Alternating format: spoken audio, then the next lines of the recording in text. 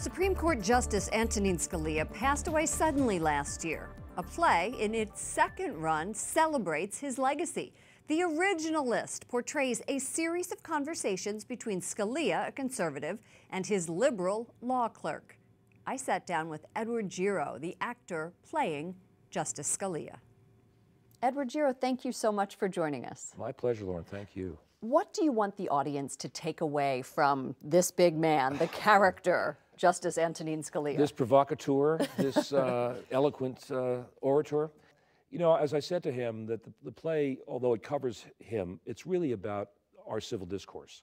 Here we have someone who's a lightning rod for the left, very conservative, and here he is in chambers with a self-described flaming liberal. Harvard Law, African-American woman. Clerk. Exactly. John wanted to explore the political center. What's happened to John Strand, the playwright. Yes. What's happened to the political center? And does it even exist? Well, it doesn't anymore. I think it's today. It's hard to say, right? I mean, it's hard to say that it exists at all. But this play shows these two characters from the far ends of the political spectrum speaking to each other and listening to each other, practicing civil discourse. What does that mean? It means that I'm listening to someone who has quality. So they're not vilifying each other because of the political positions they hold, but they're willing to listen and be impacted by each other. And that was him. That was him. It didn't matter to him if you didn't agree. In fact, he kind of had affection for you because then he could argue with you. Right. And then you got into the nuts and bolts of what he loved to do, which was to tear an argument apart. And as a lawyer, find the best idea. And as a lawyer, that's what you do. That's the job. Right. That's the job. That's right. Let's listen to you perform as Justice Scalia talks about how he believes he is perceived. I tell people what they don't want to hear. That's also what makes me a monster. That's how half the country sees me. Aggressive, combative, law and order conservative. The other half sees me as a hero.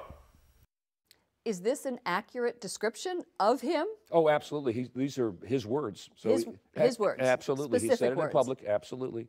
That, some people think I'm a hero and some people think I'm a monster. And which is it?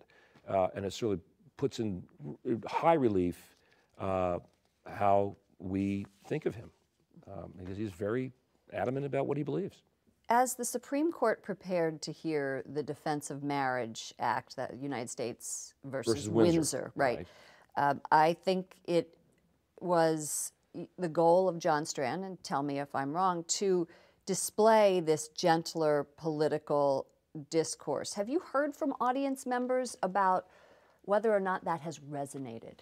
There's no question it's resonated. We opened the play in 2015 while the Obergefell case, the same-sex marriage case, was being heard. DOMA, Windsor, sets that up. And in that dissent, he was defending traditional marriage. And he said there wasn't really anything in the Constitution that allowed us to, as a court, to say this was constitutional or not.